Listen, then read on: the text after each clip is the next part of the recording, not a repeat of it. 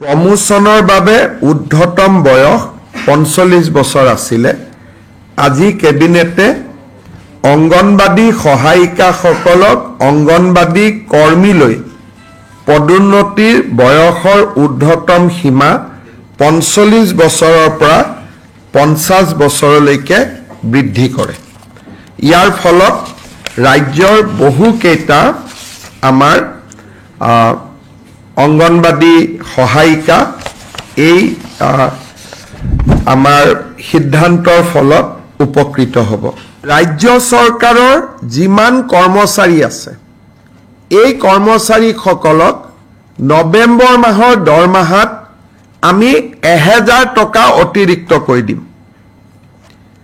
১০০০ টকা লৈ তেওঁলোকে কিতাপ কিনিব লাগিব আৰু ৰচিদ কিতাপ কিনা ৰচিদ তেওঁলোকে নিজৰ হেড অফ দ্য ডিপাৰ্টমেণ্টক জমা দিব লাগিব। আমাৰ ৰাজ্যত প্ৰায় ৩ লাখ চৰকাৰী কৰ্মচাৰী আছে, বেছি আছে, ৪ লাখ বুলি ক'ব পাৰে। তাৰ মানে ৰাজ্য চৰকাৰে ৪০ কোটি টকা খালি কিতাপ কিনাৰ বাবে ব্যয় কৰিব।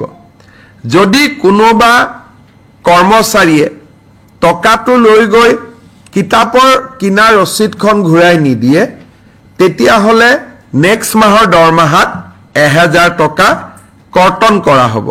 আৰু যদি কিতাপখন কিনে তেতিয়াহ'লে তেওঁ সেই টকাটো দৰমহাৰ অতিৰিক্ত হিচাপে লাভ কৰিব।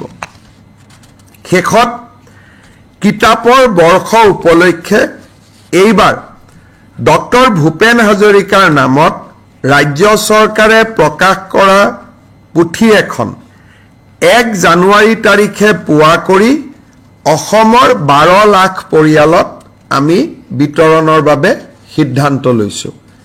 এই ১২ লাখ পৰিয়াল মেইনলি চৰকাৰী শিক্ষক, পঞ্চায়তৰ প্ৰতিনিধি, এই ধৰণৰ যিখিনি আমাৰ এখন তালিকা আছে, তালিকা অনুসৰি ১২ লাখ ঘৰত আমি ভূপেন হাজৰিকা দেৱৰ জীৱনীখন আমি প্ৰেৰণ কৰিম। কিতাপৰ বৰ্ষ উপলক্ষে যোৱা প্ৰেছ কনফাৰেন্সত আমি কৈছিলোঁ যে ৩৮ লাখ অৰুণোদয় হিতাধিকাৰীৰ পৰিয়াললৈও আমি সৰু কিতাপৰ পুস্তিকা এখন প্ৰেৰণ কৰিছোঁ। অৰ্থাৎ ৰাজ্য চৰকাৰে বাজেটত ঘোষণা কৰা ধৰণে আমি বিস্তৃতভাৱে এইবাৰ কিতাপৰ বৰ্ষ পালন কৰিম। স্বাভাৱিকভাৱে অসমৰ ৰাইজেও যদি বিয়া, সভা, বাৰ্থডে আদিত কিতাপ উপহাৰ দিয়া আৰম্ভ কৰে তেতিয়াহ'লে ৰাজ্য চৰকাৰৰ প্ৰচেষ্টা আৰু অধিক সফল হ'ব।